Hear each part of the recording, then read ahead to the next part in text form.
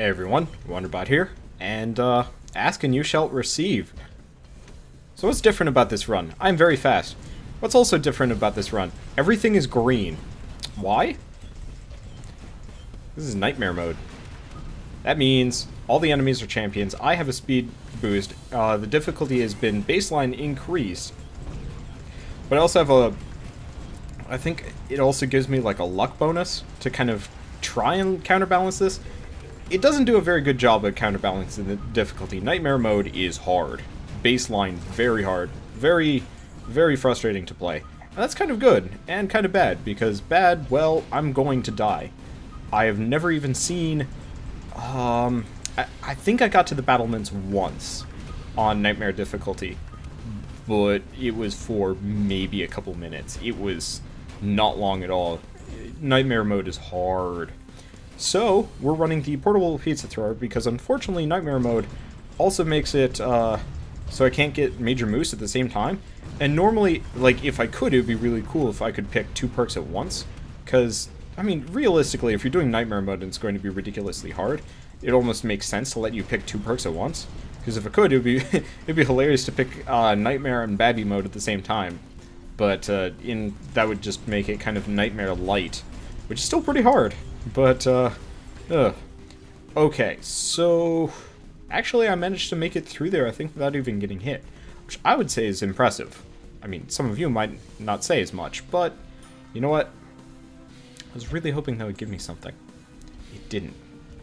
I got, like, 7 coins for my effort.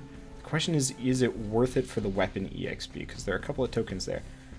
I'm gonna say so. We took only a little bit of damage, and it got us up to weapon level 4. It's probably worth it. Really wish I had gotten that before I had gotten all of the, you know, EXP and health, and I guess mostly just all of the health tokens from killing all the floating bombs, but, you know what can you do? So, what is specifically special about Nightmare mode, and why are the enemies all champions? Or, like, why is it significant? More or less it just means they're harder, they hit harder, have more health, and they're faster.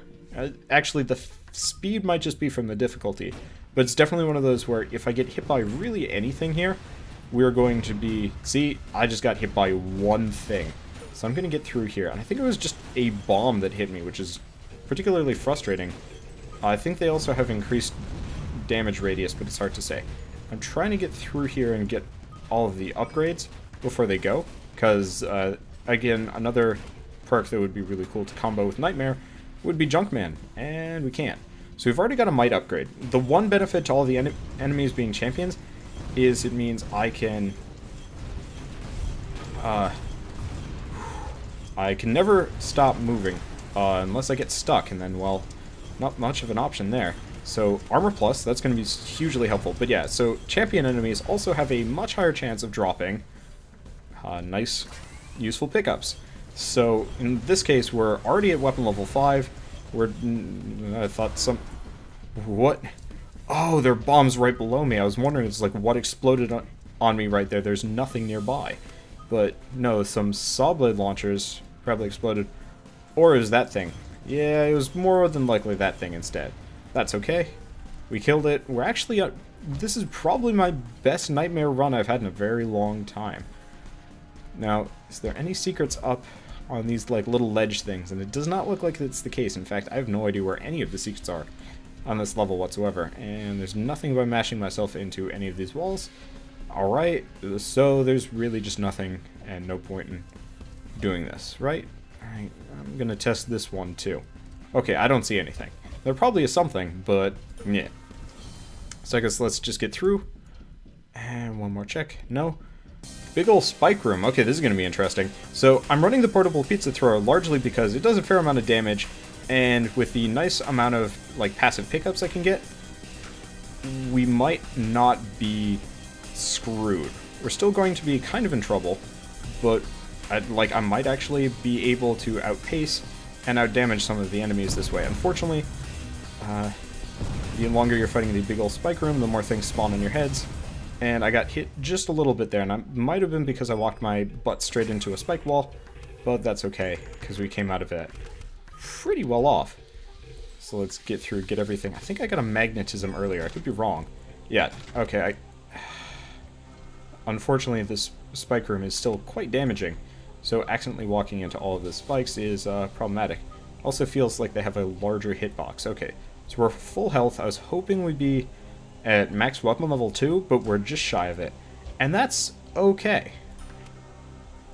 We're doing pretty well. I don't know what the twerp totem does, and I'm going to use that the next room we go into. Let's figure out where we're going into. Foundry. Okay. I have no idea if Foundry or Gearworks would be more dangerous for us in this circumstance, because like on one hand, Foundry has a higher potential for just like random damage, but I think Gearworks I would say is more dangerous on the whole. Twerp totem, destroy twerps. I have no idea what that means. This is a terrible spot to be in. Okay, we got it. It blew up before it could like truly do some serious damage to us. I have no idea what destroy twerps does. Oh, I know what it does. So you know those like little floating guys that are kind of a pain in the ass? They're twerps, I believe. So twerp totem probably just instant kills them all, which actually makes a lot of sense and is kind of useful. Okay, so we're still full health. Is there even anything over there? I don't see anything over there, and I don't see anything worth it, so I'm not even going to go jumping for it. Yeah. Or, we're not still full health. We got back up to full health, which is good. And, ooh, it's this room. I hope... Okay, it's... There are a couple of variants of this room, and there's one that's, like, particularly damaging. I'm gonna wait until all of the twerps spawn, then I'm gonna use the twerp totem to take them out. But, there's definitely one variant of this room that just terrifies me to no end, and it's because it just spawns nothing but saw blade launchers. Okay, yep, all the twerps have died. Good, that's exactly what I was hoping for, because they were going to be a problem. Unfortunately, we're not running Junkman. For a second I was like, oh yeah, oh great, more spawning. Perfect. Let's just get out of here, because unfortunately on this difficulty, twerps are actually dangerous. And with any luck I can actually get this thing to charge.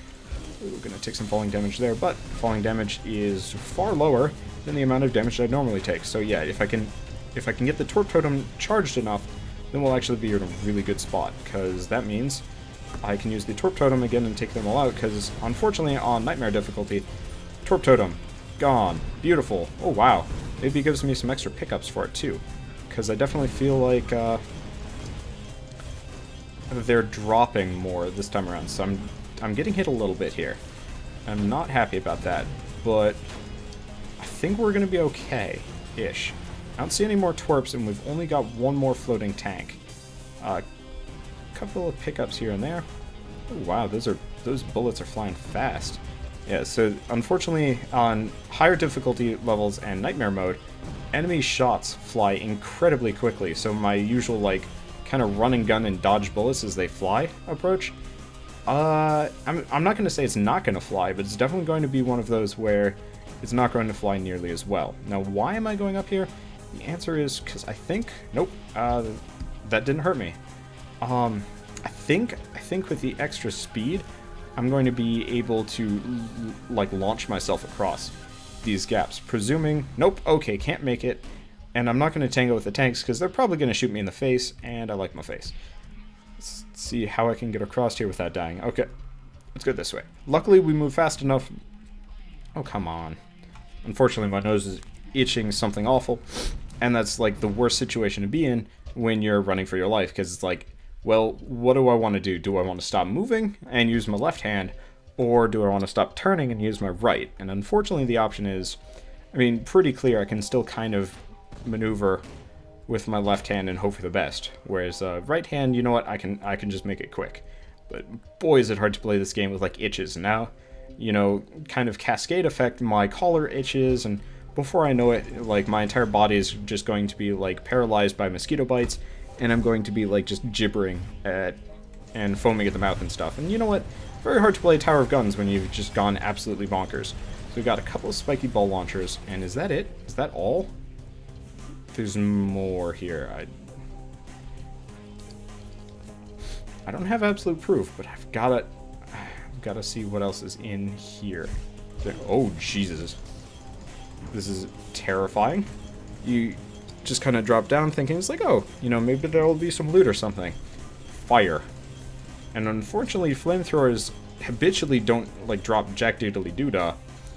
And I guess that one did, for whatever reason.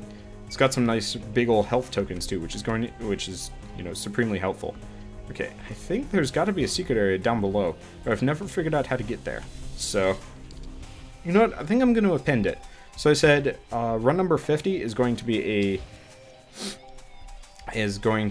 a flight run. It's also going to be a ghost run, probably. If I see a secret area and I can kind of prove it's there, I'm going to break my rule. Okay. I'm going to break my rule and ghost through and see what's over there. And maybe see if I can, like, counter find some of the secrets. So why did I come back here? Okay, I'm just going to tilt back. It looks like they're dying, actually, which is both good and bad because it means I need to rush for this teleporter to get their loot. But I was really hoping I could kind of bait all of the spin bots into, you know, coming for me. But looks like not the case. At least I got most, if not all, of the pickups and took very little damage in the meantime. Okay, so that's a difficulty increase. There's not a whole lot of reason for me to go there. And I don't know what exactly that is up there, but I think it's a mystery box. And you know what? Mystery box is not worth in my book, so why even go for them? I am kind of insulted that it would drop a difficulty increase on me. But you know what? I've been joking about this for a while. Considering we've already boosted the difficulty on us, I'm actually hugely tempted.